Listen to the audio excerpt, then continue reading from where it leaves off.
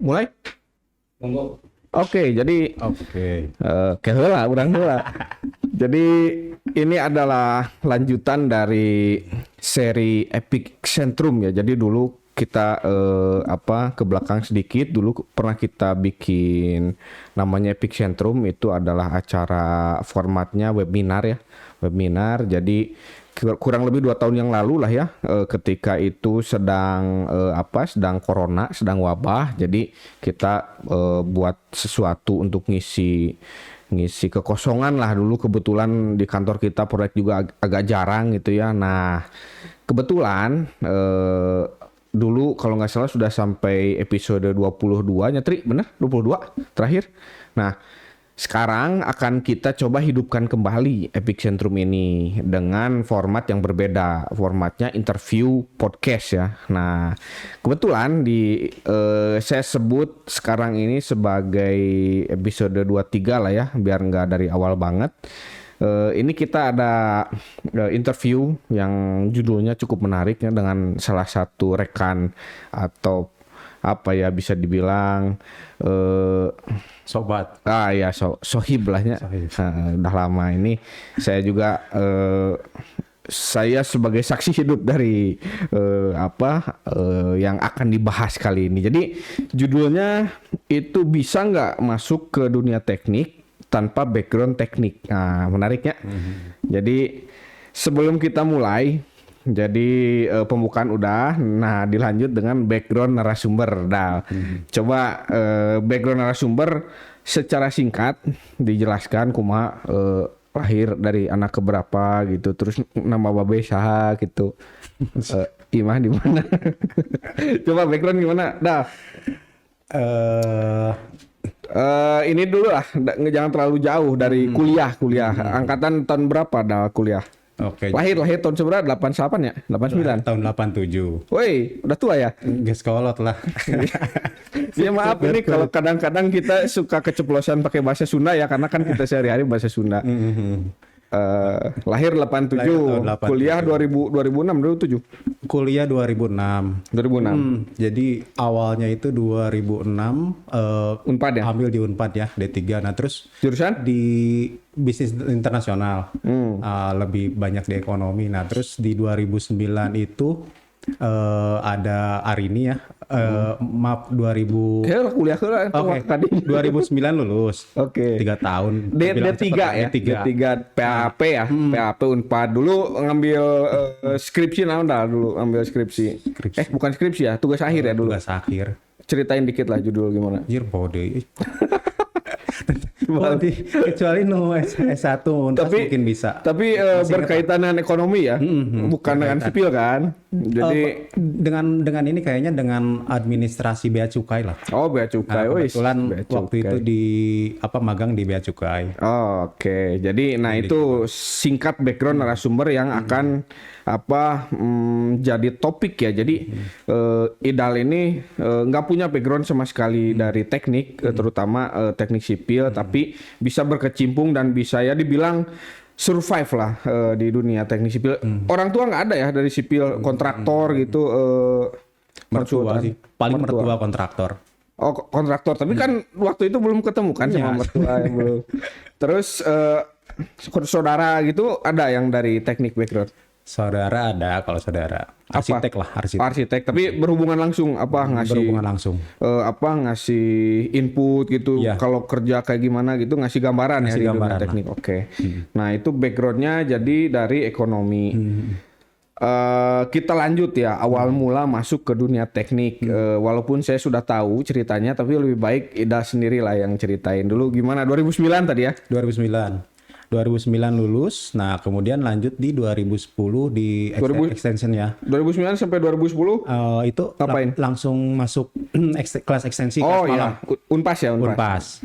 Nah di 2010 ini kelas malam S1 ya? Masih ekonomi juga kan? Masih ekonomi juga. Nah terus di kebetulan kenal sama namanya Ibu Arini ya. Ibu Arini ini kerja di itu teman di PAP ya, di teman PAP di juga. Unpad, jadi admin di sebuah konsultan di Bandung ya. Jadi admin di sebuah konsultan di Bandung. Kebetulan boleh disebutin ini sama dosen Ya, sama dosen ITB. kebetulan sama dosen ITB yang Arini ini, Ibu Arini ini.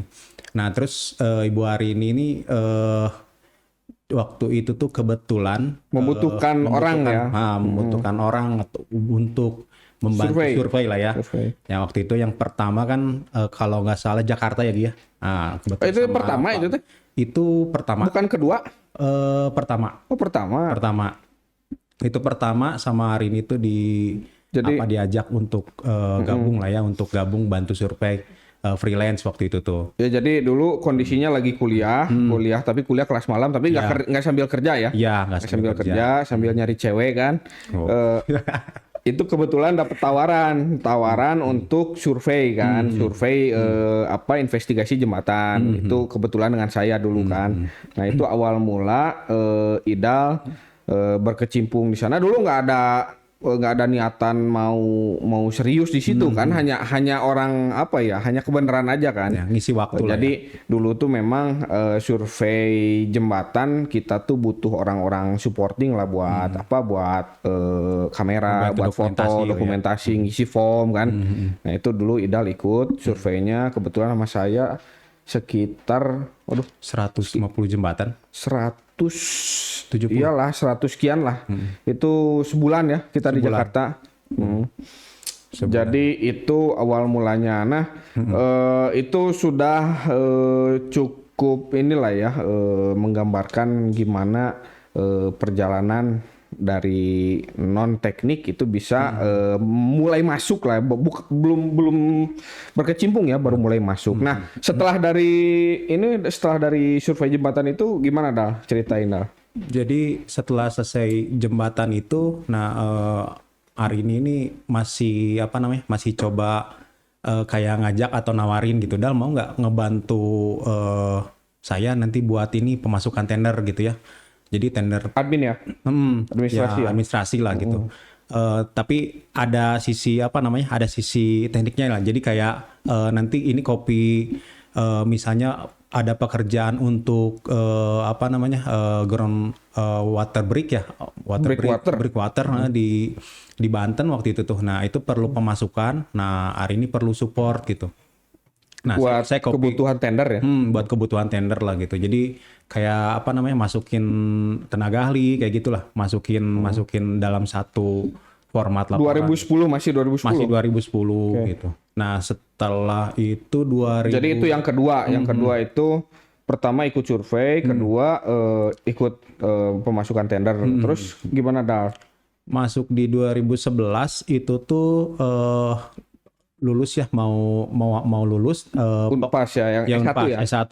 Jadi waktu pas mau sidang itu hari pas mau sidang, nah hari ini tuh ngajak lagi gitu ya, ngajak lagi nawarin lagi. Dal mau nggak bantu Mas Sena? Nah, Mas Sena ini kebetulan beliau ini kan supervisor ya di Bita dulu ya? Enggak, masih di Pak Ivindra. Oh, oke. Masih di Pak Ivindra, masih di konsultan yang sama ya. Nah, tapi bawanya mungkin bawa bawa perusahaan lain lah gitu. Buat pekerjaan apa? Pekerjaan ngecek gedung Bapindo waktu itu. Oke, ini pertama kali asesmen langsung sendiri ya. Oke, 2011. 2011. Jadi pas sidang itu ditawarin mau nggak ikut mau ikut mau sidang gitu? Nggak, besoknya. Oh, besoknya. Udah sidang dulu berarti. Udah sidang dulu. Nah, habis sidang, nah barulah diajak besoknya langsung ke Jakarta gitu, ngecek gedung Bapindo itu. Sama siapa aja dulu?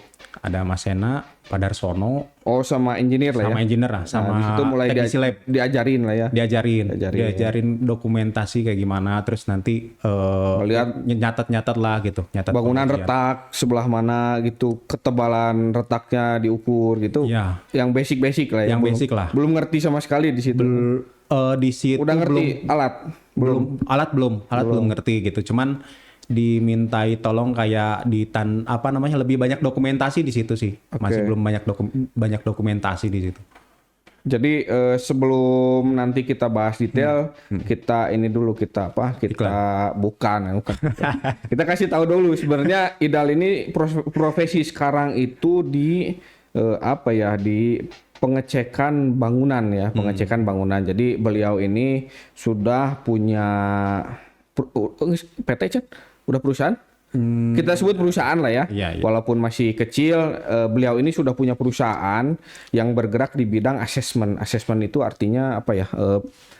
Pengecekan bangunan, baik beton maupun baja. Nanti dia juga sudah alatnya sudah lengkap, keterampilannya sudah memenuhi, pengetahuannya sudah oke lah ya, sudah bisa dari awal sampai akhir sudah menguasai. Nah, tadi itu proses pembelajaran dah. Jadi tadi 2011 kan, 2011 itu pertama kali melakukan asesmen, tapi kan bukan sebagai engineer lah ya, bukan sebagai teknisi, masih supporting lah ya. Iya, supporting. Supporting, mau aqua gitu kan. Enggak. Helper. Masih helper bawa apa? Hammer gitu kan. Nah, mulai pembelajaran tahun berapa dah? Jadi pembelajaran itu ya alhamdulillah ya di 2012 itu. Semenjak 2011 banyak lah ya kegiatan di dunia konstruksi gitu. 2011 nggak banyak sih, cuma ada gitu, ada. Jarang. Sedikit lah gitu Sedikit. ya, nggak terlalu banyak. Kegiatan inti 2010-2011 apa tuh? Jualan? 2011, nah kebetulan memang nyari kerja susah ya. Oh dulu teh. Dulu 2011-2012. Jadi masih usaha gitu ya? Di bidang sendiri kan? Sebenarnya ngebantuin orang tua lah. Enggak, maksudnya 2009 setelah lulus dari Unpas, dari S1, itu memang niat nyari kerja di ekonomi atau sudah mulai tertarik nih di konstruksi, di dunia teknik lah ya? Kalau tertarik mah udah pasti tertarik ya, karena mikir apa ya, jadi menjanjikan lah ya? Enggak menjanjikan, cuman lebih nyaman gitu. Oke. Senang lah gitu. Jadi nyaman aja ini enak banget nih di sini gitu, di dunia. Tapi sambil mencari kesempatan, misalkan nge-apply ke bank atau kemana masih mencoba lah ya? Ya di 2011 2012 gitu. Nah cuman di 2012 ini, nah kebetulan Mas Sena ini ya, suaminya dari Arini ini nawarin lagi nih, Dal, bisa gantiin saya nggak? Ada kerjaan nih di apa namanya, nanti untuk ngecek aset dan infrastruktur di perusahaan sawit. Karena Di mana? Di Kalimantan Timur, hampir semua Kalimantan Timur. Jadi 2012 itu tuh tawaran itu tuh range sekitar 6 bulan ya. Jadi di situ mau nggak ngegantiin saya Dal gitu untuk ngecek aset, ya lebih banyak inventaris sama ini nanti banyak ngecek infrastruktur lah gitu. Di stay di sana 6 bulan gitu. Ya stay di sana 6 bulan. Cuman 6 bulan ini kan yang dicek ini ada beberapa perusahaan sawit. Jadi ceritanya ini lahan sawit ini mau dibeli sama Philip Morris ya, kalau nggak salah, Marlboro ya. Nah kemudian kerjaan ini ya due diligence ya apa? Salah due diligence lah kayak gitu. Terus di 2012 ya udah saya ikut aja. 6 bulan di sana. 6 bulan di sana. Oh iya. Ya jadi terus di sana itu kan ada di Brau, di Samarinda, ya pokoknya hampir semua Kalimantan Timur lah ya di sana itu. Nah kalau kerjanya kayak gimana, lebih banyak sebetulnya kita menghitung aset kayak aset alat berat gitu, aset rumah, kemudian aset jembatan kayak gitu. Nanti terus kalau yang lebih tekniknya apa ya, lebih banyak ini aja, ngecek jembatan ini strukturnya apa, difotoin nanti kondisinya kayak gimana kayak gitu. Terus kayak jalan, nah itu jalan itu nanti jalan sawit ini kan tidak semuanya bagus gitu ya. Nanti dihitung sekitar panjang yang masih rusak atau masih belum dibetulkan, panjang yang sudah perkerasan, dan panjang yang memang sudah matang gitu lah, itu untuk dilalui kendaraan. Belum terlalu teknik ya, belum terlalu teknis. Jadi tapi ini awal mulanya serius di dunia teknik ya. Jadi memang di sawit ini belum nggak ada pengujian kayak gitu, nggak cuman inventarisasi aja. Iya, inventarisasi. Oke, tapi intens ya 6 bulan. Intens lah. 2012. Oke. Nah, setelah pulang dari sana gimana? Setelah pulang dari sana kebetulan kan itu pekerjaannya kontraknya 6 bulan.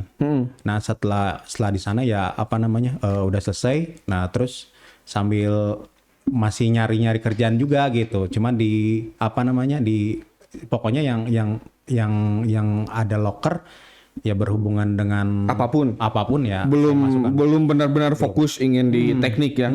Jadi tetaplah usaha gitu. Cuman belum ada jalan aja gitu kan. Oke. Nah selanjutnya dari yang itu Terus ada perjalanannya kemana lagi? ada tawaran lagi di Kuarsa.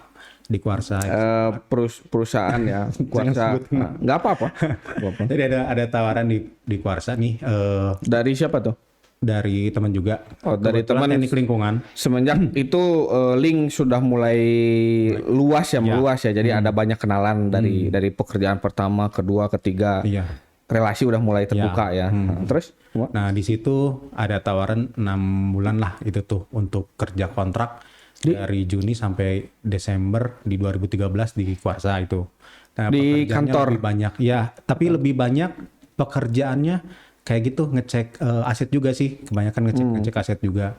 Jadi di 2013 kalau nggak salah di 2013 itu untuk teknik lingkungan itu lebih banyak ngecek progres atau pekerjaan yang dilakukan kontraktor. Nah itu yang berkaitan dengan disabilitas. Jadi kayak instansi pemerintah ini udah ada jalan disabilitasnya nggak kayak dibuat pedestriannya kayak gitu. Terus ruang terbuka hijau kayak gitulah. Itu udah sudah Sebagai apa di sana, Dal? di sana ya kayak gitu sih sebagai kita banyaknya kayak tadi due diligence tapi lebih Mirip banyak, ya. mirip Itu tahun berapa? 2013 berarti? 2013-an gitu. Jadi 6 bulan juga? 6 bulan juga. Kontrak gitu ya? 6 bulan. Iya, 6 bulan juga kontrak. Belum ada banyak pembelajaran di sini, belum ada pengujian gitu? Belum ada. Belum ada. Sampai selesai? Iya, sampai selesai gitu tuh gitu. Cuma kan kalau di Kuarsa ini tadinya mau ada pengangkatan, cuman memang berat sama ijazah ya gitu. Karena memang, ekonomi gitu. Ya, karena memang yang nyari yang nyari yang memang berhubungan dengan inilah lingkungan. Ya. Oke, berarti 2013 ini berarti sudah berapa tahun semenjak D3 lulus teh? Udah 4 tahun ya? Iya. Jadi tahun keempat itu masih luntang-lantung ya sebenarnya. Luntang-lantung. Jadi belum dapat Sampah masyarakat. Bro. Ya. Itulah, dia ya maling gitu. Gak jambret tuh. Jadi nih teman-teman bagaimana nanti kita lihat ya seberapa suksesnya Idal hari ini. Tahun keempat ini masih luntang-lantung, bayangkan dari 2009, 2010, 2011 ini pembelajaran. Kan kemungkinan audiens kita tuh mahasiswa S1, mahasiswa D3 itu kebanyakan dulu gitu ya. Jadi ini jadi pembelajaran lah. Nanti ada di akhir kita ambil hikmahnya ya dari perjalanan Idal ini. Nah, kita lanjut dah tahun kelima. Tahun 2013 sudah nggak ada lagi kerjaan. Iya 2013 paling sedikit lah ya dari Kecil-kecil. Pak Ivindra ya. Oke. Beliau banyak berjasa lah. Survei 2 hari 3 hari gitu. Udah mulai belajar alat pengujian di sini belum? Alat di situ udah banyak belajar juga gitu. Apa aja? 2013. Hammer udah bisa ya, hammer ya? Udah bisa itu udah karena gampang lah itu. Terus kalau core drill masih belum sih kalau core drill 2014. Oke. Masih belum karena UPV. belum banyak dikasih kesempatan sebetulnya. Jadi karena teknisi lab ini Ya. Masih ini ya, masih tersedia ya. Orang-orang yang teknisnya tuh masih banyak gitu Ya. kan. Jadi udahlah jadi helper dulu aja. Nah, mungkin ada kesempatannya pas orang ini nggak bisa, ini nggak bisa, baru udah wayahna dah gitu kan. Benar nggak? Ya. Itu tahun berapa itu? Cuma nanti. Oh, nanti. Pas di tahun berikutnya. Oke. Sekarang masuklah 2014 gimana? 2014. Nah, kerjaan kayaknya sedikit ya dari dari Pak siapapun Indra lah ya. Dari siapapun 2014 sih kayaknya paling menyedihkan ya lowongan kerja nggak udah masukin berapa apply. Oh, jadi selama 2009 sampai 2014 tuh rutin ya. Rutin masukin lamaran gitu ya di entah itu di sipil maupun non sipil, non teknik itu masih ngereyeh lah ya. Singernya. Oke, gimana 2014 Jadi di nggak banyak kerjaan di sini. 2014 ini masih belum sih, sedikit lagi. Kalau yang part time ini dari Pak Evindra masih sedikit lah. Hampir setahun lah ya, terbilang katakanlah ya sangat sedikit banget gitu ya. Masuk 2015. Nah, 2015 mulai berbenah gitu ya. Berbenah. Mulai mikir, saya harus jadi apa ini gitu. Kawin tahun seberapa kawin? 2016. Oh belum ya. Oh mau kawin. Ya kan belum terencana 2000. Oh belum rencana. Oh jadi berbenah bukan alasan kawin. Oke. Berbenah. Tapi di 2014 ini coba usaha sendiri gitu. Coba dagang di kantin SMA. Dagang apa? Dagang makanan lah gitu. Makanan. Ayam goreng kayak gitu loh. Terus SMA mana? SMA 1 Wah, dengan AWW dengan dagang di SMA mah lain sekalian lah. Terus cuma cuman beda fashion ya, beda passionnya gitu. Jadi kurang menikmati lah ya. Ya, pas dagang itu teh memang kurang menikmati, kayak bukan jiwa orang. Berapa lama? Berapa bulan? Hampir kalau itu mah 1 tahun, 1 bulan sih. Di SMA 1 bulan, di SMA 2 1 bulan, karena ngerasa yang pertama kan di SMA 2 aduh nggak cocok nih. Nggak ada yang cantik gitu. Itu oke. Terus lebih mikir masa depan sih, udah mulai kepikiran. Anjir, S1 tapi gini terus gitu ya. Gini terus. Nah, terus abis itu saya coba masukin lagi saya coba silaturahmi lagi ke yang waktu itu di Kalimantan, karena dia ngebutuhin juga admin gitu ya, buat ditempatin ya. Saya udah siap lah. Yang 2013 itu ya. Oke. Saya masih kontak silaturahmi, terus nanyain, ya udah kamu kesini aja gitu. Itu udah ada tawaran kayak gitu.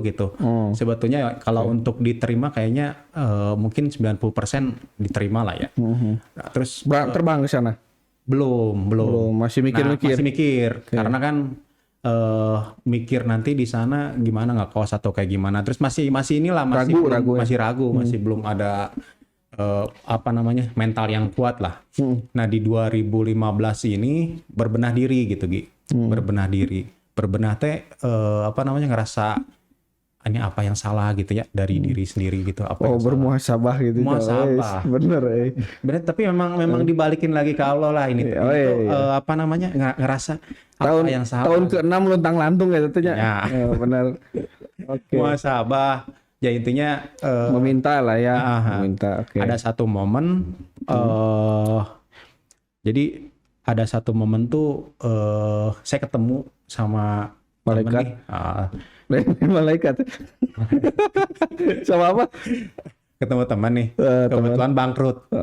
Saya teman-teman di mana ini? Teman SMP. Oh, teman SMP. Bangkrut dari usaha Usaha apa? Usaha percetakan. Oke. Saya si Isep nih. Lain. Oh, lain beda. Enggak kenal saya ya. Enggak kenal. Oke, terus cerita kanu teboga kowe. Oh, jadi curhat aja nyambung lah. Nyambung lah, tapi sharing di situ dia ngebuka kayak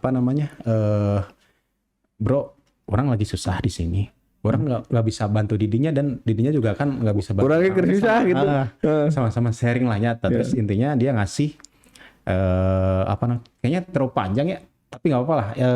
Dikasih coba nonton. Yusuf Mansur katanya. Oh. Coba didinya agama lebih banyak ke religinya. Coba didinya baca yang babnya itu 10 dosa besar sama 40 hari menjadi kaya. Wah, aing kabeh cenah 10 dosa besar. terus. Aduh, orang akhirnya di situ kan bermuhasabah ya. Ngedengerin ceramah. Terus kalau saya punya prinsip tuh, kalau misalnya ada ilmu yang disampaikan, kita tuh harus melaksanakan gitu ya, atau enggak jangan nanggung. Kita kalau misalnya mau laksanakan ini gitu, semuanya gitu. Jadi dari yang anjuran dari Yusuf Mansur itu tuh saya laksanain semua lah gitu, dari 40 hari menjadi kaya. Bocorannya jadi kayak sholat berjamaah itu jangan lepas. Jadi dari subuh saya udah niat nih 40 hari ini saya harus jadi orang yang benar gitu ya. Jadi apa namanya? Titik balik nanti dari titik balik dari situ lah. gitu. Jadi dari semenjak mulai melaksanakan sholat rajin gitu, mulai terbuka jalan gitu ya. Termasuk kawin gitunya. belum. Oh belum. Oke. Jadi pokoknya 40 hari itu tuh diajarin tuh gak boleh apa namanya, kita harus sholat berjamaah. Kalau bisa tuh sunat-sunatnya dihajar gitu. Oh iya. Nah jadi Setuju atau itu? sebelum subuh, sebelum fajar saya udah datang gitu, udah fajar gitu ya. Pokoknya kayak anjuran itu tuh 40 hari itu saya kayak ngerasa jadi orang yang lagi huruf lah gitu. Benar. Lagi huruf. Nah itu Jadi podcast ya, jadi podcast. Takwa, baiklah. ya kayak Oke. gitu lah, itu titik Sip. balik lah gitu. Titik balik. Nah di situ kan perbaikan diri lah ya, apalagi yang harus Terbawa ya, jadi orang teh yang asalnya ini jadi disiplin gitu ya. Bangun siang jadi bangun subuh. ya, gitu. ya gitu. Terus diisi dengan hal-hal baik lah gitu. Dari situ kan rajin olahraga. Terus orang teh apa sih yang harus bisa Merayu wanita dikurangi berarti ya di situ. Itu karena nggak pede gitu. Kalau belum kerja tuh nggak pede beneran. Benar. Kecuali nggak. Itu kayak bulan naon 2015 bulan apa? 2000. Awal-awal. Awal mungkin ya. Awal-awal Fase 15. awal-awal. Oke. Nah, Nah dari situ mulai rutinitas berubah lah ya. Nah itu kumaha lanjut. kayaknya sih mungkin ya kalau nggak salah di 2014 yang pendaftaran kuliah tuh biasanya September ya. Nah di 2014 sampai 2015 itu, nah itu muhasabah lah ya. Kalau nggak salah muhasabah, karena di situ juga selain muhasabah ke diri sendiri nih, itu juga saya cobain buat apa namanya, sambil kuliah juga Kuliah ngambil juga yang di Unla itu. Oh S1 sipil ya. Ambil sipil. Sipil terbalik guys, seberapa semester? Kemarin itu karena kan konversinya banyak yang dasarnya.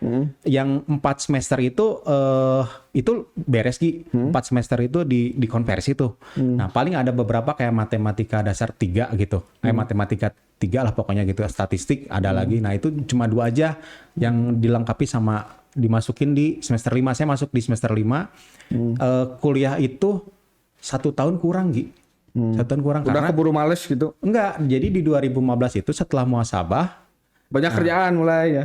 belum banyak kerjaan. Nah tiba-tiba hari ini nge-WhatsApp. Gimana? Padahal coba WhatsApp Pak Ivindra. Barangkali lagi perlu orang.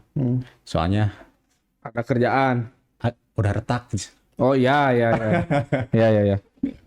Nah di sana ada momentum lah. Di sana saya coba. Jadi setelah muhasabah ini intinya dapat kesempatan lah Dapat ya. kesempatan yang apa ya?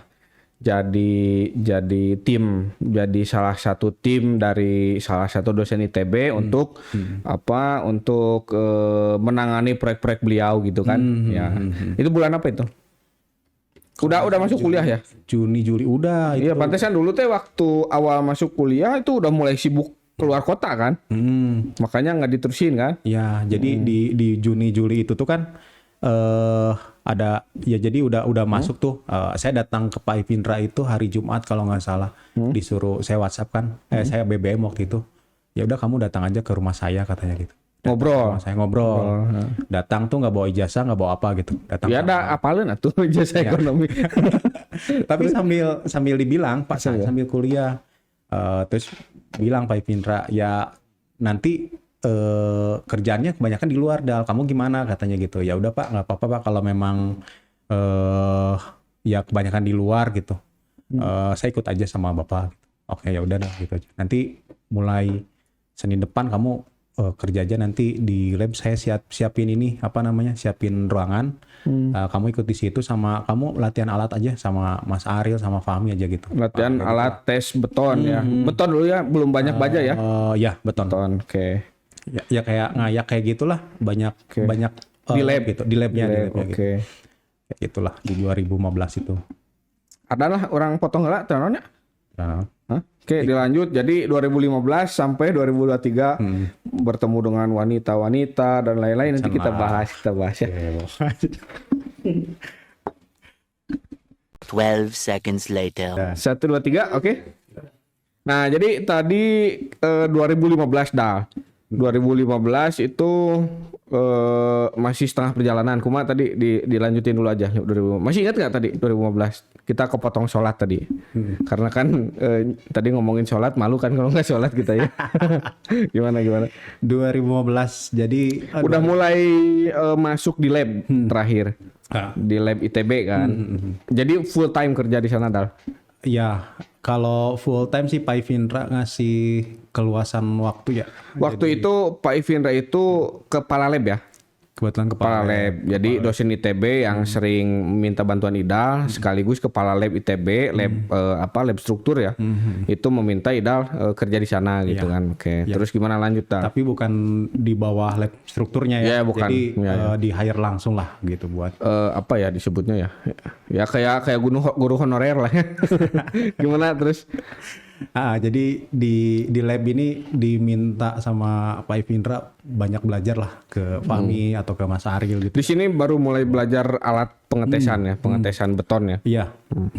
Banyak belajar alat-alat pengetesan, kemudian Uji beban juga sekalian belajar nggak? iya uji beban tapi bukan pada tahun itu gitu. Oke. Terus?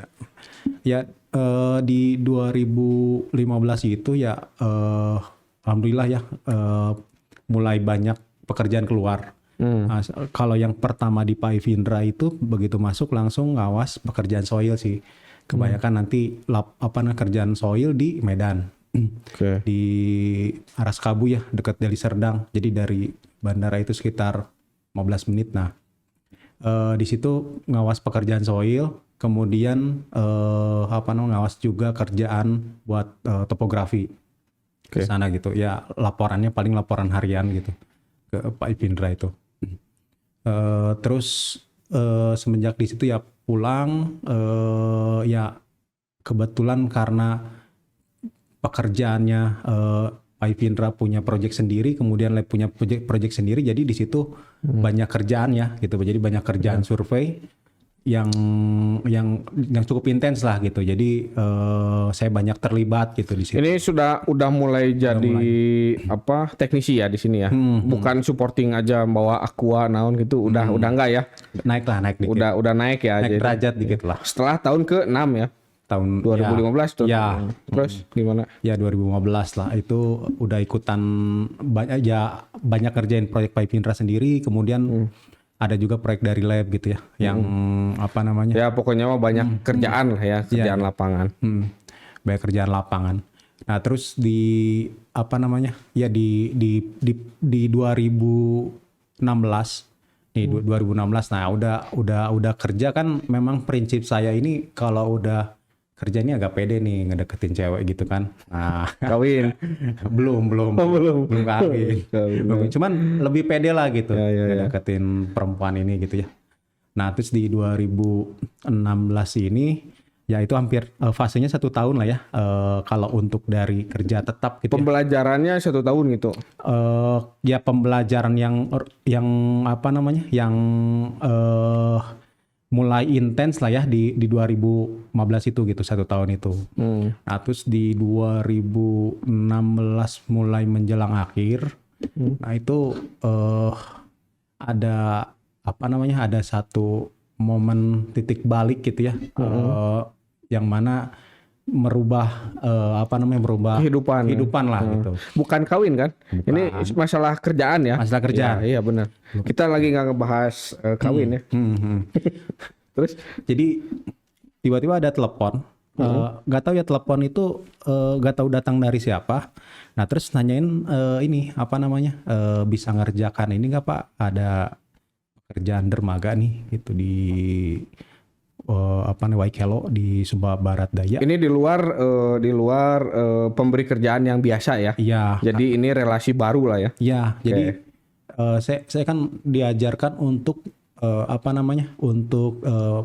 untuk etika bisnis yang baik ya. Jadi ketika ada klien yang punya Pak Ivindra atau klien yang punya teman itu kita nggak boleh ngambil gitu ya. Bypass ya. Nggak boleh bypass gitu. Kebetulan ini langsung ini yang nggak. Ya. Ini nggak tahu ada dari siapa tiba-tiba nelpon gitu ke saya. Nah terus diminta mengerjakan itulah gitu dermaga di Waikelo. Nah itu awalnya ragu tuh mau ngerjain gitu. Awalnya saya juga mau ngasih ke Pak Ivindra, cuman ngobrol sama Fahmi gitu, ngobrol sama Mas Ari waktu itu. Sama teman-teman lah ya. Iyalah. Disupport supaya sikat aja sendiri gitu. Ya, ambil aja sendiri, nanti kita bantu gitu katanya. Oke. Gitu. Itu jadi ini ya apa awal mulanya. Awal mulanya bisa ngerintis sendiri ya. Oke. Ya, Terus gitulah. itu kerjaan gede. Kerjaan yang ya lumayan besar lah ya. Dikerjakan sendiri. Bawa Kerjakan sendiri. udah bawa teman-teman saudara-saudara. Jadi sebelum itu kita juga mau menginfokan Idal ini sudah berhasil mengajak teman dekatnya, saudaranya, tetangganya ya untuk gabung di perusahaan beliau sampai yang membuka lapangan kerja lah ya. Iya. Itu hampir semua di luar teknik ya. Orang-orang yang terlibat di perusahaan Idal itu nggak ada yang dari teknik sipil, teknik mesin. Kalau yang operator iya sih, kalau yang operator ya. Tapi kalau yang memang diperlukan kayak teknik ngambil juga sih diusahakan ya. Oke, tapi tim inti non teknik semua ya. Iya, kalau yang berhubungan dengan alat sih. Oke. Balik lagi dah 2016 gimana kerjaan mana tadi? Yang di Sumba Barat Daya ya. Meluncur ke Sumba langsung. Ya, meluncur ke Sumba. Apa itu dermaga? Dermaga. Oke. Jadi waktu itu izin Apa aja skupnya dulu? Ya, skupnya ada core drill, kemudian ada UPV juga ada, kemudian thickness, kemudian hammer test. Sudah dikuasai semua.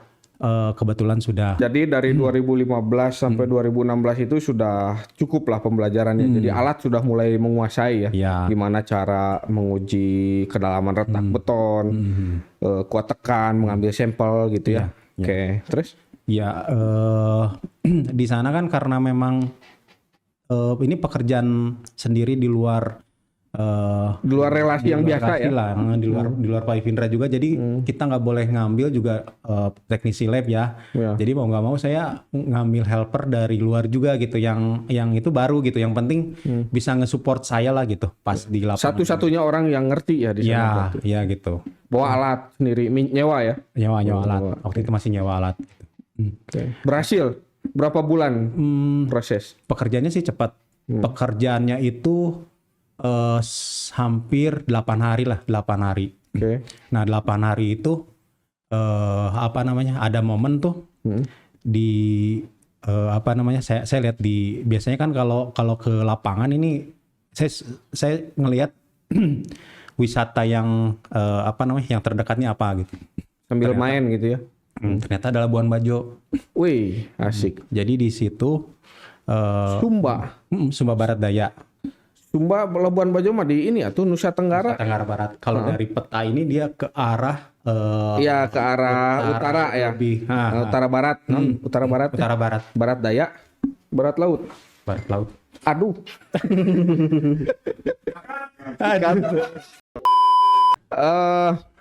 Labuan Bajo gimana Labuan Bajo? Jadi apa hubungannya sama ini pekerjaan? Oh, sekalian main gitu. Sekalian main lah. Jadi beres kerjaan itu terus lihat di peta, oh ini wisata terdekat ini ternyata Komodo nih. Nah, terus minta sama ini aja kepala pelabuhan tuh, minta tolong Pak bisa ke Labuan Bajo, bisa, cuman naik kapalnya nih 2 hari 1 malam lah ya gitu dari Sumba, soalnya dibuang dulu ke Sape tuh di Bima kalau nggak salah, terus baru ke Komodo. Nah, sebetulnya ada di situ tuh yang pas nyandar tapi kapalnya kapal bule gitu. Itu pasti nggak mau gitu. Jadi meskipun saya izinkan tapi nggak bisa gitu. Pasti nggak mau mereka ini gabung sama orang kita lah. Nah, jadi setelah selesai kerjaan ya udah saya mau ke Labuan Bajo gitu ya. 2 hari 1 malam di kapal feri. Sama pasukan yang dibawa. Sama pasukan. Ya sambil bawa inilah alat-alat gitu. Nah, sampai di sana hopeless lah. Hopeless gitu. Kok hopeless? Hopeless karena kan mahal. Buat tur ke tur ke Pulau Padar, ke Komodo itu kan kalau nggak salah dulu tuh 1.600.000 per orang tuh pakai kapal pinisi 2 hari 1 malam. Nah, tapi kan saya yakin nih pasti ada yang murah kayak gimana caranya. Nyari aja kapal nelayan ya udah dapat. Waktu itu 1.400.000. Semua. Ya 2 hari 1 malam, nggak semua, makan bawa sendiri. 1.400.000. Cuma dia sambil izin, Pak, paling nanti saya antar kayu dulu katanya ke desa mana gitu, dekat Kanawa. Sekalian. Ya, tapi kan itu loh istilahnya dari Cerita lah ya itu di pekerjaan pertama itu ada apa ada yang berkesan itu ya. ya yang berkesan gitu. Sawe ya tak sawe si Sep. Bukan. Teman-teman rumah atau Ya, teman-teman teman-teman saudara? Teman ngumpul lah. Oh, teman kuliah. Bukan juga. Oh, sih. teman ngumpul. Tapi nggak diajak sampai sekarang ya orang-orang itu. Enggak. Oke. Nah, waktu itu kebetulan ada waktu Sukses lah ya kerjaan pertama ini. alhamdulillah sukses. Booming lah ya. Booming lah. Booming. Jadi kalau gambaran ya, biasanya kita kalau misalkan ada satu pekerjaan yang sukses itu biasanya dari mulut ke mulut cepat ya. Di dunia apa konsultan ini. Nah, dari situ 2016 sukses itu langsung banyak tawaran. Belum juga sih. Belum banyak lah. Belum banyak ada tapi ya. Ada mulai tawaran untuk pekerjaan sendiri tanpa lewat orang yang biasa ngasih gitu ya. Oke. Ya, betul gitu. Tanpa lewat lab ITB dan lain-lain gitu. Nah, dilanjut sampai 2016 akhir sampai akhirnya bisa beli alat, bisa mempekerjakan teman-teman, saudara-saudara itu disingkat aja ceritanya jadi 5 jam gitu. Jadi sebenarnya mungkin ya dari apa namanya dari perjalanan hidup kita ini yang harus kita garis bawahi ketika kita nikah ini. Nah, jadi karena nikah itu. Jadi 2016. Nah, kan karena saya pede nih. Oh ya. Pede lah karena udah punya kerjaan gitu. Karena saya punya prinsip kalau saya belum kerja saya nggak mau ngedeketin cewek gitu. Oke, jadi sikat tuh langsung.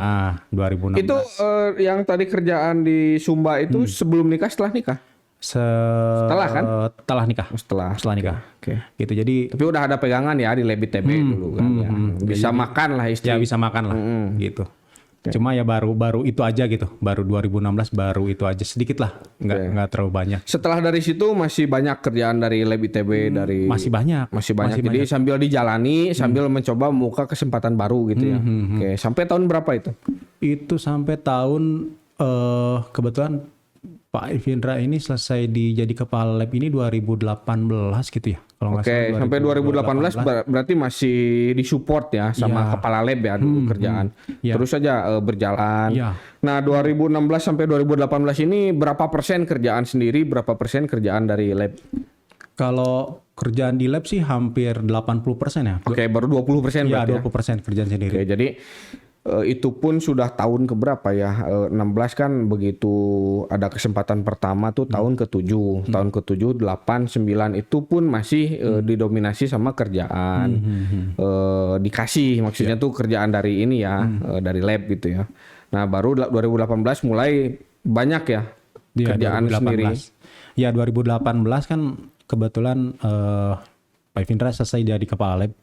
Nah, terus alatnya ini alat yang punya Pak Ivindra sendiri di lab ini kemudian beliau minta tolong inventarisir alat saya yang ada di lab, kemudian tolong pindahkan ke rumah saya katanya gitu. Nah, setelah di lab itu kan jadi Pak Ivindra selesai di lab ini, saya jadi ini. Bentar, ini nggak apa bisa kasus Pak Ivindra jadi kasus nggak di lab? Pak Ivindra punya alat di lab gitu. Enggak. Jadi ada lab kepala lab yang sekarang nanti ngusut nggak? Enggak ya? Enggak sih. Tapi emang nggak akan nonton lah ya. Oke, lanjut. Tapi memang alat Pak Ivindra yang punya sendiri. Jadi disimpan di sana. Memang alat Pak Ivindra itu emang artinya kan ada proyek sendiri disimpan di sana kan? Enggak, tapi emang di akhir juga ada perhitungan. Itu kan udah harusnya nggak masalah lah ya. Nggak masalah itu aman aja. Terus setelah itu diinventarisir alat-alat dipegang Kuidal. Alat-alat beliau. Ya. Oke, jadi alat-alat milik pribadi bekas kepala lab dipegang Kuidal. Ya. Gitu. Oke, dari situ gimana? Ya disimpan di rumah Pak Ivindra ya. Jadi kalau ada kerjaan ngambil ke sana di situ. Nah, terus di 2018 ini kan karena kalau ada kerjaan asesmen gini ini nggak boleh lagi pakai teknisi lab ya. Jadi mau nggak mau saya harus sendiri nih gitu, harus harus jalan sendiri. Terus ya alat harus paham sendiri gitu. Jadi kalau untuk Kan udah paham kan? ya gitu, tapi kan apa namanya kayak metodologi gitu kan itu berkembang ya. Laporan, gitu. laporan ya. Laporan, Oke. laporan juga itu kan harus berkembang ya gitu.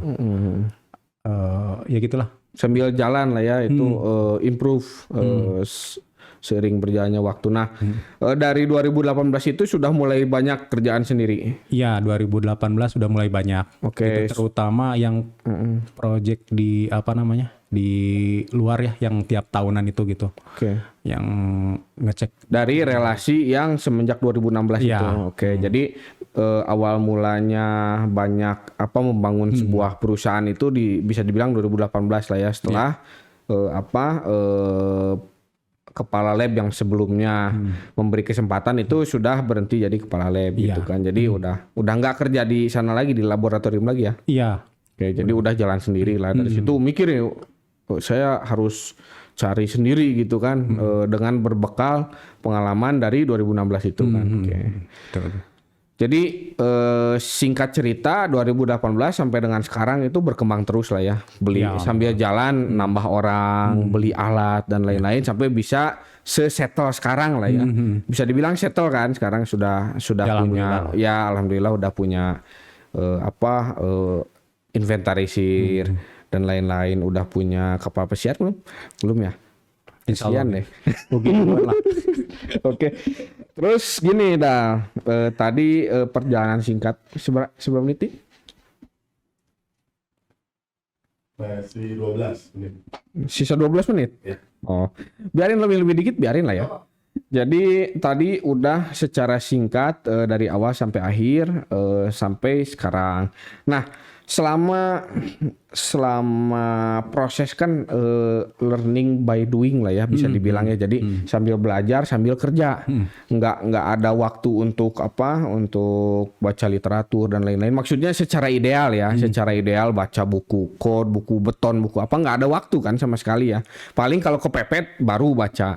Nah, itu gimana prosesnya, mengalami kesulitan nggak? Dari yang paling dasar itu kalau orang teknik saya rasa itu tidak familiar dengan istilah membedakan misalkan kilonewton itu apa, gaya atau tegangan, terus megapascal, PSI kayak gitu. Gimana ada proses pembelajarannya itu sambil nanya gitu atau gimana? Mengalami kesulitan nggak? Kalau yang lebih ke software ya kayaknya mengalami kesulitan, guys. Cuman kalau kayak kayak yang dasar lah, AutoCAD penggambaran gitu ya, AutoCAD terus ya berhubungan dengan sketsa gitu, itu dipaksa oleh keadaan gitu, jadi Ngulik. bisa lah gitu. Yang ngulik juga tapi dibantu Ada orang ya, teman ya, ada pamuntangan teh bahasa Indonesia nah.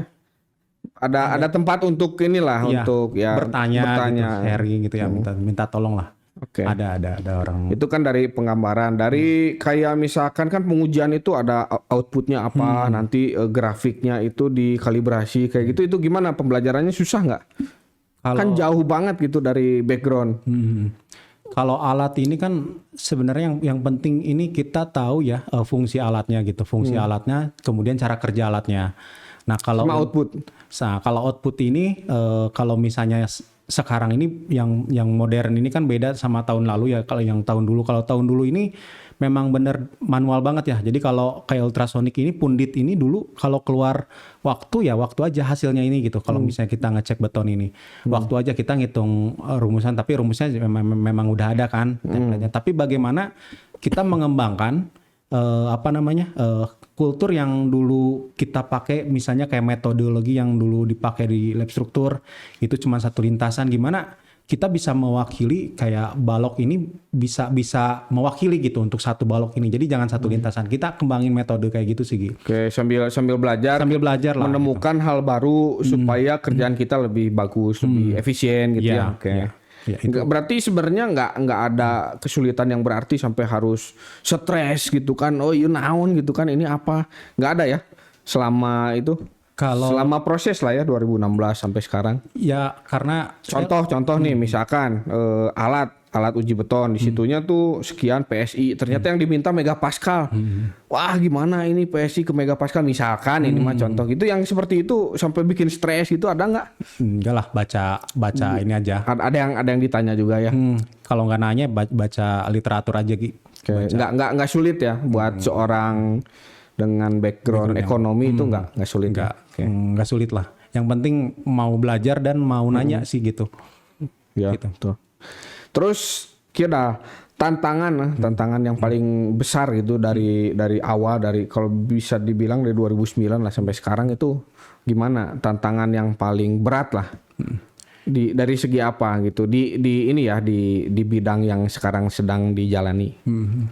Jadi kalau tantangan paling berat ini sebenarnya yang ngambil dari pelajaran yang apa namanya yang terdahulu ya. Jadi apa namanya banyak saran, kemudian banyak juga apa namanya ya kayak dimarahin kayak gitu kan, itu udah satu hal yang lumrah lah gitu ya. Kalau misalnya namanya sama kita klien belajar nggak sama klien, sama di lab ada lah ya gitu. Oh ya, iya, sama rekan lah ya. sama rekan Tawa dia. Tahu kayaknya. Ya jadi ada satu momen tuh, jadi itu apa namanya sangat berkesan lah di hidup saya, sehingga bagaimana sih kalau misalnya kita Sambil nangis dong. bagaimana cara kita ini bisa apa namanya bisa memberikan yang terbaik kalau asesmen ini gitu. Jadi waktu itu tuh saya ada waktu itu ke lapangan, kemudian datanya itu hilang. Oh, saya tahu itu pasti proyek sama kita ya. Bukan. Oh, bukan ya? Pas masih di lab. Oh, Nah, ya itu ini sih apa? Pasti berat sih. Berat. Tapi Ditulis di kertas ya. Datanya. data di alatnya hilang. Soft copy berarti. Ya, data di alatnya. Okay. Cuma untungnya saya udah nge-backup apa namanya ya, kayak jumlah tulangan kayak gitulah. Masih inget ya sebagiannya. Dicatat, di catatan ada gitu. Nah itu apa namanya ya udah dimarahin lah ya. Nah, terus tapi ya akhirnya saya karena keterpaksaan jadi ngegambar sketsa jembatan waktu itu. Seingat-ingat aja gitu. Nggak seingat, emang ada sketsanya. Enggak, Emang ada yang data kertasnya. yang hilang apa dulu data yang hilang? Gambar tulangan. Ininya data di file rebar scanning. Iya. Oke. Jadi nggak ada datanya. Terus gitu. gimana? Cuma ada sketsanya. Ngakalinnya. Oh, sketsanya ada. Sketsanya ada. Oke. Masih ada ininya recordnya lah ya. Oke. Ada recordnya gitu. Nah, Saya pernah sebelumnya jadi keinget satu kerjaan sama Idal. Jadi ada kerjaan dermaga dulu. Dia udah ke lapangan. Foto-foto kan, foto-fotonya tuh dulu tuh masih zaman email, masih zaman email, terus internet juga susah, di convert jadi buram, jadi kecil, udah gitu nggak di backup, jadi fotonya nggak ada, kita nggak punya ini, jadi hilang. Jadi dulu hasil survei itu salah satu kekonyolan lah ya dulu. Ingat tuh proyek naon? Cipahmi mereka. Asa dirinya proyek Kuala Tanjung mana ya baheula?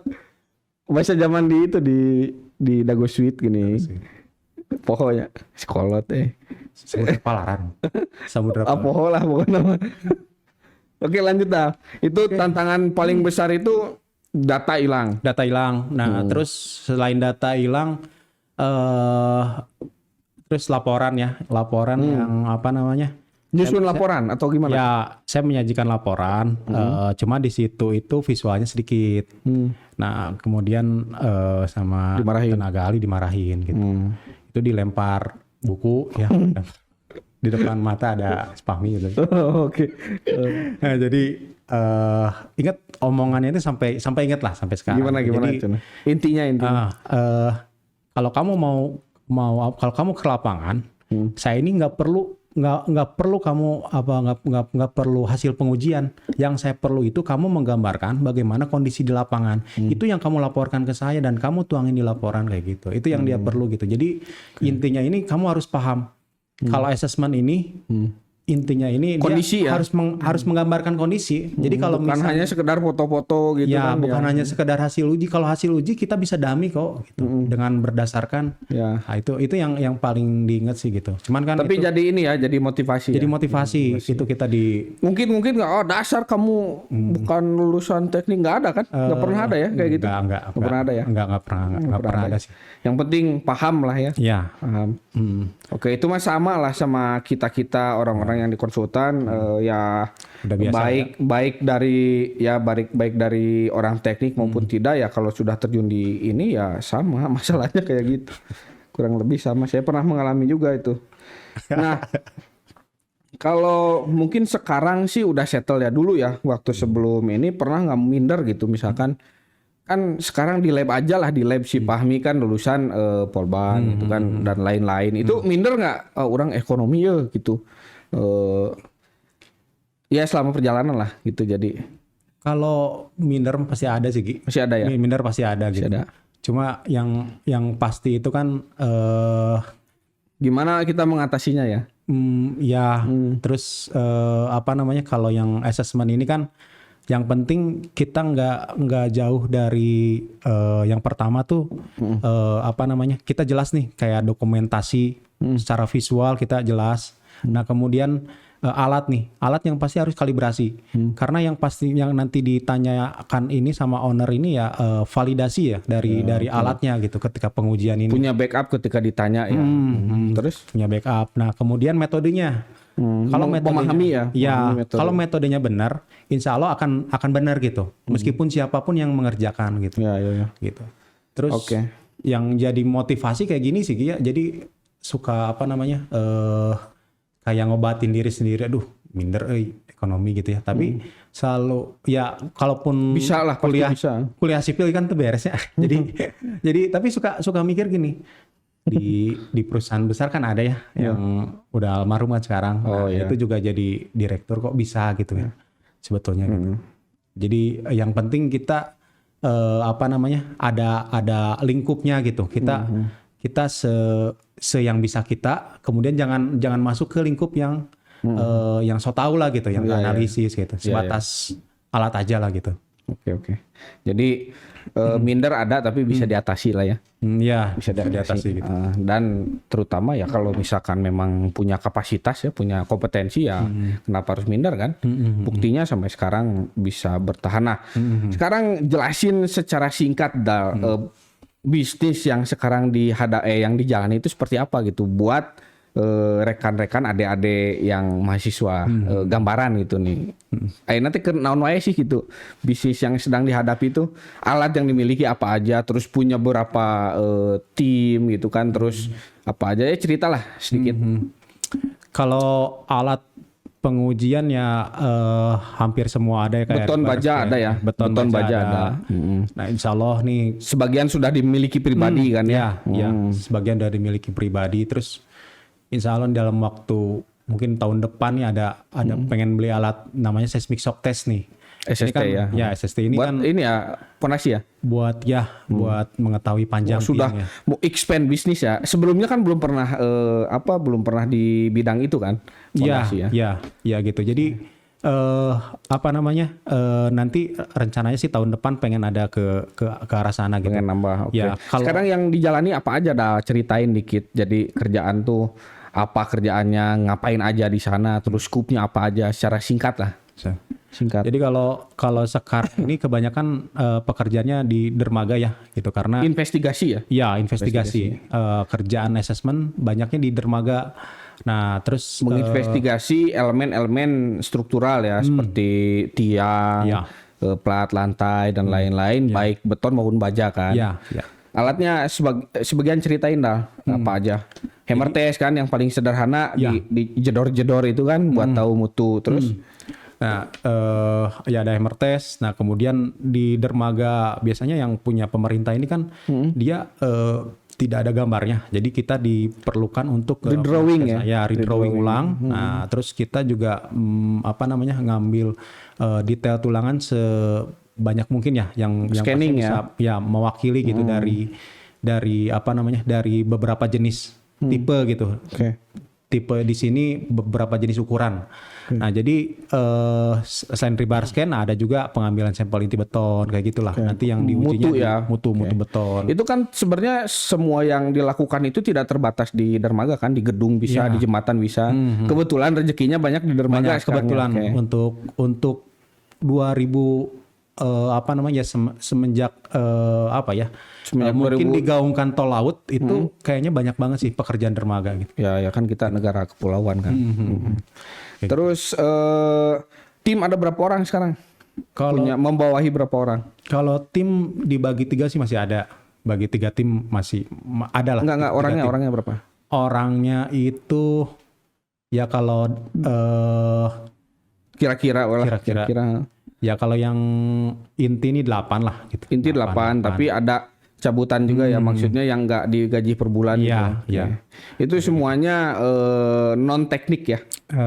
Kalau untuk Dari yang pegang 8, alat, dari ya, yang 8 non teknik ya. non teknik kecuali yang Ada teman kuliah di ekonomi dulu kan. ya Ada tetangga, ada ini mertua enggak ya? tahu nggak tuh. Terus Sekolah tuh. Doraka juga mungkin gitu.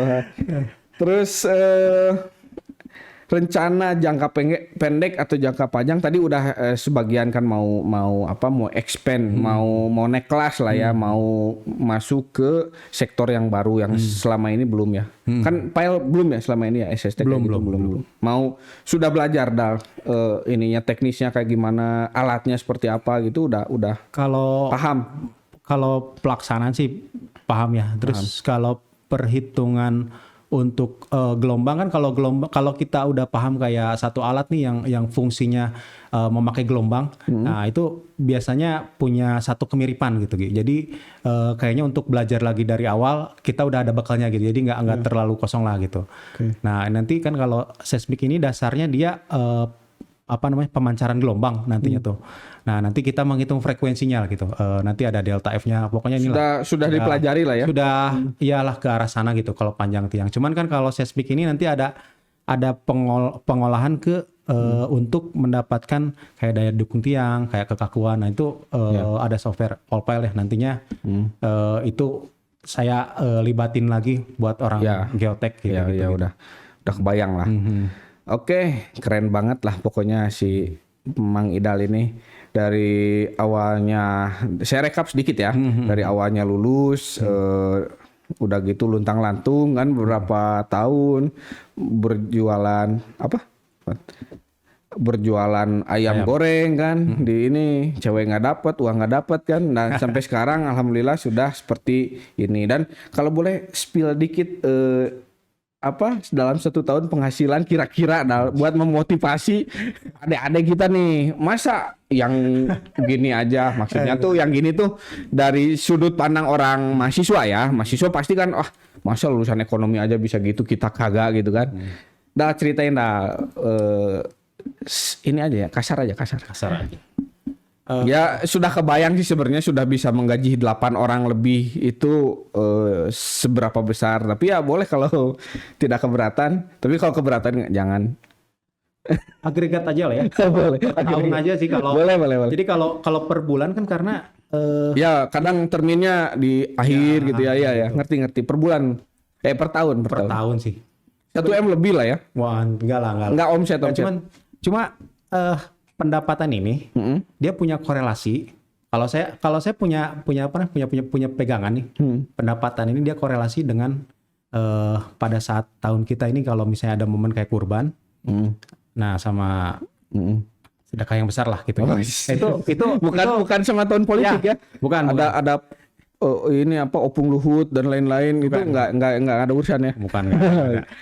Nah, jadi boleh dah gimana? Ya pokoknya intinya semakin besar kita berkorban nih, insya Allah itu pendapatannya akan naik, akan naik gitu.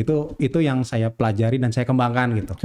Nah kalau misalnya ya kayak tahun lalu nih,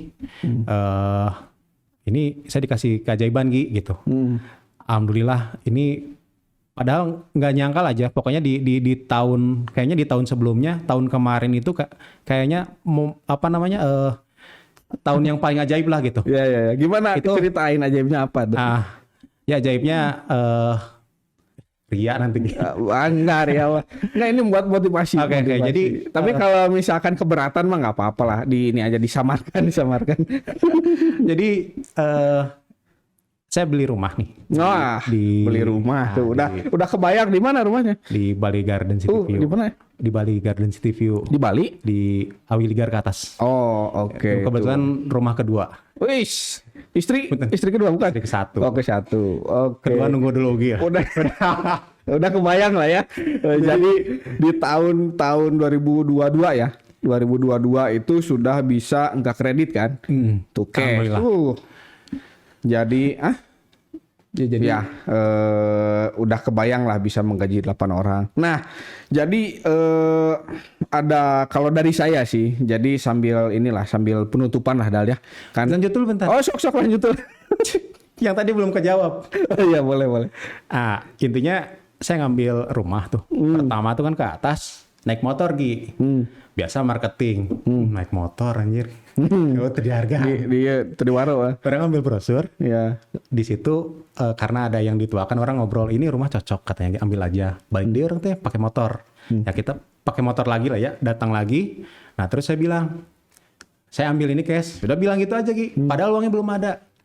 Nominalnya mungkin ya, punten nih ya sebagai ini aja motivasi aja. Nominalnya kan waktu itu 1M, 1,545 juta. Nah saya di situ ke marketing bilang saya ambil cash katanya. Nah habis itu saya bayar setengahnya sampai bulan ngambil Januari, bulan Juni tahun kemarin saya lunasin setengahnya lagi di bulan September. Nah tapi ada waktu senggang itu Gi, 2 bulan ini saya ngobrol ke orang tua, mah mau pinjam uang kata saya tuh, nanti saya cicil saya ganti kata gitu. Buat nutup ya. Ternyata tidak perlu. Nah enggak, memang pinjam dulu uang, keluarin uang itu. Nah terus pokoknya momennya, nah pas pembayaran itu bareng sama Idul Adha Gi. Ya di situ apa namanya ya itu ajaibnya di situ. Jadi yang Di situ makanya termin masuk di situ. saya Gi tadinya mau kurban 1 sapi, cuma di apa namanya dibisikan saya tuh 2 katanya gitu Gi. Padahal saya lagi ngambil uang dan ngambil rumah. Jangan ragu ya ketika kondisi itu. Tapi saya mau menyelesaikan apa yang sudah ada di apa namanya di hati ini, di niat gitu. Ya udah saya kurban sapi 2. Nah terus nggak lama dari situ memang Allah Maha Adil lagi ya. Jadi Langsung dibalas. setelah di situ tiba-tiba dapat pekerjaan yang nominalnya sampai 350 juta itu Gi. Wah, Itu yang langsung. Dan pada akhir tahun kemarin, Lunas. close kemarin alhamdulillah lunas dan masih ada 200 juta lagi gitu. Ada Jadi kembalian. gitu lah, ada lebihnya. Kembalian, Itu mantap. di Boleh saya pinjam uangnya? nggak enak tuh bos. Itu momen itu lah, gitu yang apa namanya jadi rezeki itu sebetulnya ada korelasinya dengan sedekah dengan ini. sedekah. Ada ini ya. Cuma sedekah juga kan ada apa Dakwah namanya? sedikit. Sedekah juga Setuju. ada apa nah, ke siapa sih kita sedekah? Terus sedekah juga pada momen yang baik lah gitu, kayak ke masjid yang lagi dibangun. Cobain deh, maksudnya masjid yang lagi dibangun ini kontan gitu, Allah bayarnya gitu. Sama kurban, karena kan Allah janjikan 700 kali lipat lah. Itu lagi Wih. gambarannya gitu. Gambarannya jadi Ada religinya Gi. ada gambaran nominalnya ada, dakwahnya juga dapat gitu kan ya. Oke, cocok lah pokoknya mah. Jadi sambil penutupan langsung penutupan nya. Sore kan? Ya, masih bosen tuh. Durasi juga sudah lumayan cukup lama nih dan semoga bisa inilah menjadi awal mula podcast kita untuk menginspirasi ya, terutama mungkin audiens kita kebanyakan mahasiswa ya. Mahasiswa ya, kalau terakhir waktu episode Epicentrum 22 itu ya kebanyakan mahasiswa Polban, ITENAS, Unpar gitu ya. Semoga kisah Idal ini bisa menginspirasi ya, syukur-syukur bisa lebih dari itu ya.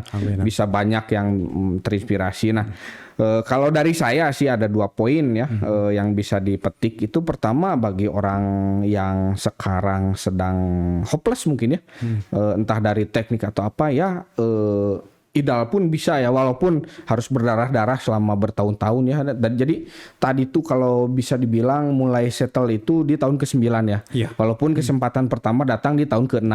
Iya. Nah, artinya kan ya walaupun mungkin itu terjadi, tapi tetap ada harga dan ada jeripayah yang harus dibayar dan kesabaran ya kan. Rata-rata orang zaman sekarang Bung Hese gitu tidak mau menjalani proses yang panjangnya. Nah, itu satu. Yang kedua itu ya kalau Anda di bidang teknik masa kalah sama Idal gitu kan. Jadi motivasi juga nih. Sudah terbayang bagaimana kondisinya sekarang, perjalanannya seperti apa sampai bisa seperti hari ini. Nah, itu mungkin dari kami, mudah-mudahan bisa menginspirasi. Penutupan nih, Erek, non? Penutupannya ya paling ini kesimpulan kan laporan nggak kesimpulan kan bab genep biasanya. Ya paling buat teman-teman yang lagi hopeless yang kata Ugi tadi ya, yang memang sekarang lagi menjalani usaha gitu, kemudian dihadapkan sama masalah, pesan dari saya sih tetap setia pada proses, karena tidak ada sesuatu yang didapat dengan mudah gitu. Jadi percayalah pada proses, kemudian intinya jangan harus libatkan Allah dalam setiap urusan gitu. Itu sih paling pesan dari saya. Dan ngereyeh juga ya, kecuali emang anak pejabat ya beda tuh temannya. Ya satu hal lagi paling Ki, kita jangan pernah lupa kacang kulit ya, atau enggak kita jangan pernah lupa orang yang sudah berjasa di dalam hidup kita gitu. Itu ya harus kita tetap pupuk silaturahmi. Kemudian ya saya juga kadang kalau keluar saya suka tawarin ya Mbak Arini pengen apa gitu. Itu orang yang berjasa dalam hidup ya. Ya sama Setuju. Pak Ivindra juga, sekalipun sekarang udah nggak bekerja kan, udah selesai ya. Tapi saya masih tetap membantu gitu, nggak ada imbalan. Hubungan baik juga selalu mana tay? Ya pokoknya hubungan baik itu selalu menghasilkan sesuatu yang positif lah ya. Ya betul. Silaturahmi itu memperpanjang umur sama memperpanjang rezeki. Setuju. Wah keren banget lah pokoknya mah si Mang Idal ini. Makasih sudah jauh-jauh dari mana Bi? Deket kan? Udah jauh-jauh ke sini padahal sedang sibuk ini ya kita merasa senang lah menjadi podcast pertama Epic Centrum.